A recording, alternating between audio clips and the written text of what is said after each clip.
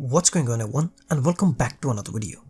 My name is Suman and today's analysis video is going to be about the Premier League game between Tottenham and Manchester City.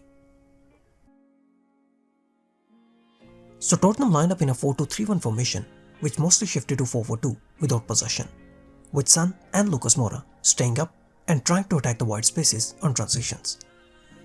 While Manchester City on the other hand lined up in their normal 4-3-3 formation which mostly shifted to 2-3-5 with possession.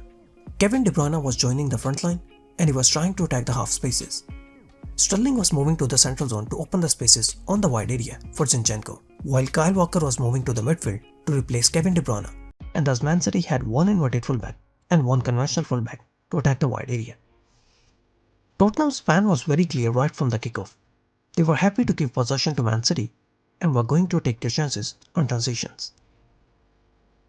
Whenever Man City tried to build their play from the back, Lo Celso and Harry Winks tried to man-mark Gundogan and De Bruyne, with Lucas Moura dropping in the midfield to cover Rodrigo. Dele Alli was moving up to put pressure on the City centre-backs, while Son and Bergwijn were the two positional diagonals, and they were cutting the passing lanes from the centre-backs to the full-backs. And the City's centre-backs at the start of the game had no passing lane available to play the ball out from the back.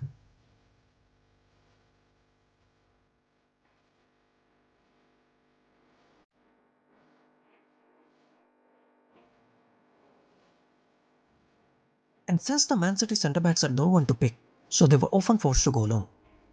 But Man City were able to find an answer to this problem very early in the game, and the answer was Sergio Aguero. Since Tottenham were keeping a tight marking in the midfield, so Aguero decided to drop in the midfield from his number 9 position. And whenever Aguero dropped in the midfield, it gave Man City the numbers advantage in the midfield. This numbers advantage forced one of the two Tottenham midfielders in a 1v2 position, and that opened the passing lanes for Man City to build their play with ease. Lo Celso is still trying to cover Gundogan, but Aguero's deeper position has now left Harry Winks in a 1v2 position against Aguero and De Bruyne. Again, Aguero drops deep and keeps Harry Winks engaged. Lo Celso is covering De Bruyne and Gundogan is now free to receive the pass from his centre-back. Son can also not move up to cover Gundogan, because if he decides to move up, then Fernandinho can easily play the pass to Zinchenko as Raheem Sterling is keeping Serge Aurier narrow.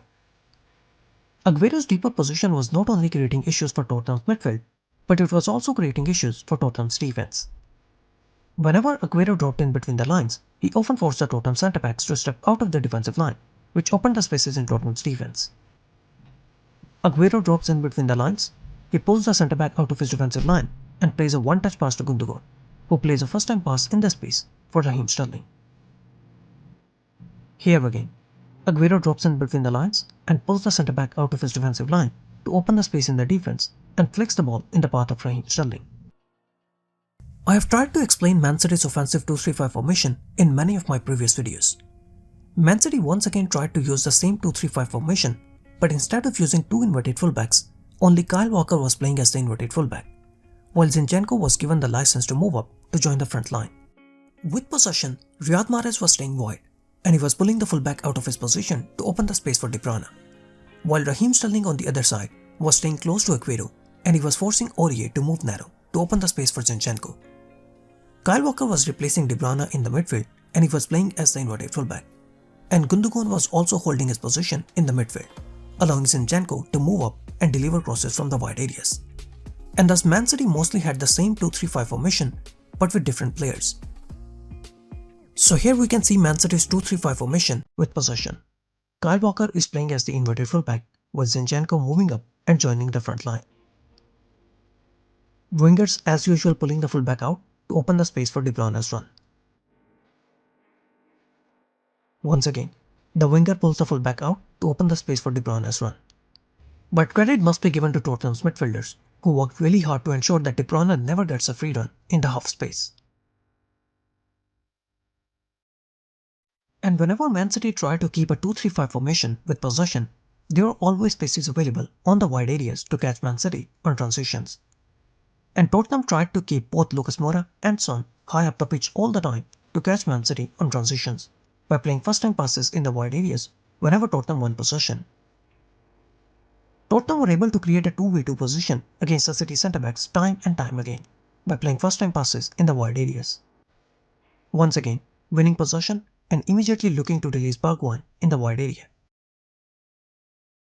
Man City's backline is not the quickest without Laporte and John Stones, and this is why they were finding it really hard to deal with Tottenham's offensive pace. Man City without possession keep a very high defensive line, and they mostly rely on the offside trap, but Son and Steven Bergwijn were often able to make well-timed runs behind the Man City high line. Man City's high defensive line, and Son makes a well-timed run to exploit the space behind the line.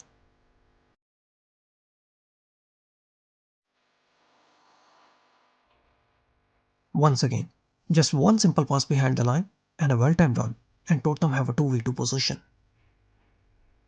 Man City have often been accused of making tactical fouls, and they often get away with it.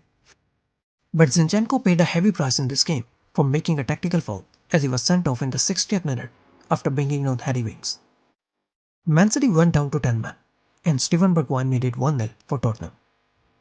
Those of you who have watched my analysis video of Steven Bergwijn must have seen that I talked about his shooting ability in that video, and his goal against Man City was a clear indication of his shooting range.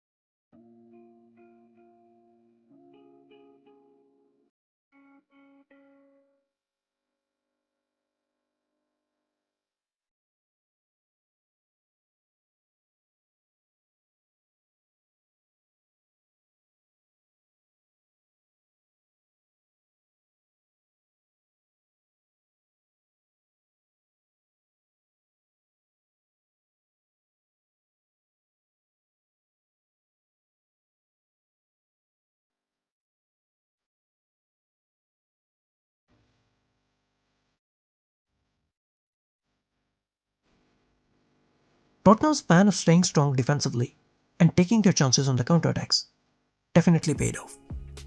With this victory, Tottenham are now only 4 points behind Chelsea at the 5th place. Thank you so much guys for watching the video. I hope you guys enjoyed it. Please don't forget to like and subscribe.